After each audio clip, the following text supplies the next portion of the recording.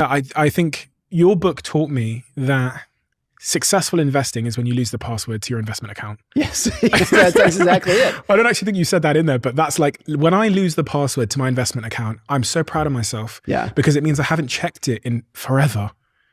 And so it was funny because you were coming today. I thought, oh yeah, well, I have all this money in these index funds. I'll check it. And I thought, fuck, I don't know the password. Good. That's why you're going to do okay. The reason I do this, what's important is that I am not one of the people who says nobody can beat the market, so therefore use index funds. That's not what I believe. I think it's extremely hard to beat the market, and very few people will do it. But I think there are really smart people who can do it, and people who I know who I could invest with. The reason I don't is not because I don't believe it can be done. It's because the variable that I want to maximize for in my investments is endurance. If I can just earn average returns for an above average period of time, it's going to lead to an amount of success that will literally put you in the top 5% of investors.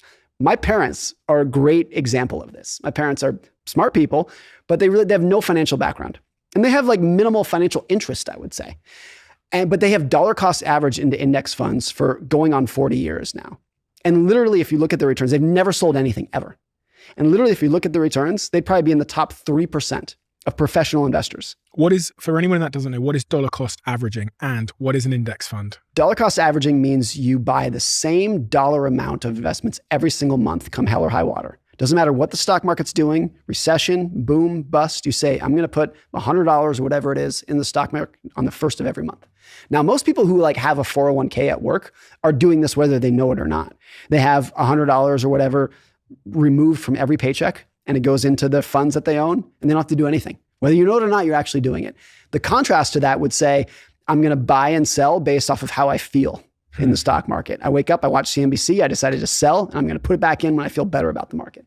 It's the contrast to that. An index fund is just a single fund that owns hundreds or thousands of stocks within it. And if it's diverse enough, if it's big enough, really what you're doing is you're owning a slice of the global economy, which is how I think about it. It's thousands of individual stocks in there, Tesla, Apple, whatever it be. But really what you're doing is you're owning a slice of capitalism. If I was your son and I said, Dad, prove to me that that's a better long-term wealth creation strategy than buying crypto or buying companies that I use or like, how would you explain that to your kid? Your ability to do well over the next 1 year or 5 years is going to have no role whatsoever on your lifetime ability to generate wealth. All that's going to matter is not what are the best returns you can earn. All that matters is what are the returns that you can sustain for the longest period of time. All that matters is your endurance. It doesn't matter if you can double your money this year or even double your money again the next year. All that matters is, can you stick and keep it going for 50 years? That's where compounding comes from. Prove it.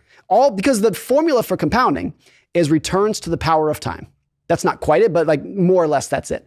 So in that equation, if you understand the math, all of the heavy lifting comes from the exponent. Give me a case study where someone has followed that strategy and done well. Okay, here's one way to explain it that I use in the book.